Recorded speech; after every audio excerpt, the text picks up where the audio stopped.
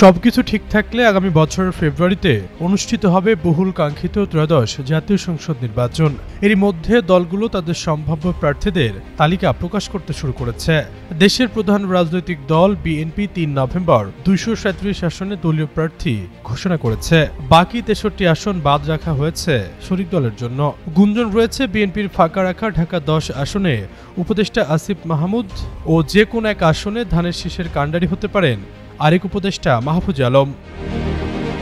রোববার প্রকাশিত দেশের জাতীয় দৈনিক সমকালের এক প্রতিবেদনে দাবি করা হয়েছে, ছাত্র উপদেষ্টারা চান এনসিপি আগামী জাতীয় সংসদ নির্বাচনে বিএনপির সঙ্গে জোট করুক। তবে এনসিপির শীর্ষ নেতৃত্ব সহ অধিকাংশ নেতা এর জন্য অন্তত ২০টি আসন নির্বাচনের মাঠে সাংগঠনিক সহায়তা এবং দলের বিদ্রোহী প্রার্থী না থাকার নিশ্চয়তা চান।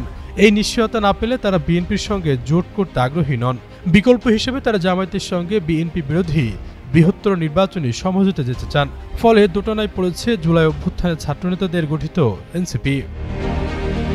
গত ১৩ নভেম্বর মন্ত্রীপাড়ায় একজন ছাত্র উপদেষ্টার সরকারি বাসভবনে এনসিপির ৩০ জনের বেশি নেতার বৈঠক হয়।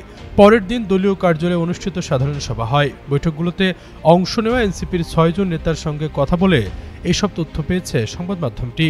এই নেতারা জানিয়েছে, ২ উপদেষ্টা ছাড়াও এনসিপির শীর্ষ ১০ নেতার অন্তত ২ জন বিএনপির সঙ্গে জোটে যেতে চান। তাদের একজন ঢাকায় আরেকজন উত্তরবঙ্গে বিএনপি জোটের প্রার্থী হতে চান। ২ ছাত্র উপদেষ্টা একজন জামায়াতের সঙ্গে সমঝোতায় আগ্রহী নন। অন্য উপদেষ্টার অভিমত, আগামী নির্বাচনের পর রাজনৈতিক সরকারের সময়ে নিরাপত্তার কারণে বিএনপির সঙ্গী হতে চান। জুলাই গণঅভ্যুত্থানে ছাত্র নেতৃত্বের সঙ্গে সম্পৃক্ত অন্তর্বর্তী সরকারের একাধিক উপদেষ্টাও চান বিএনপির সঙ্গে জোট করুক এনসিপি। তবে দলের আহ্বায়ক নাহিদ ইসলাম ও সদস্য সচিব আক্তার হোসেন এনসিপির চাহিদা পূরণ ছাড়া বিএনপির সঙ্গে জোটে যেতে রাজি হননি।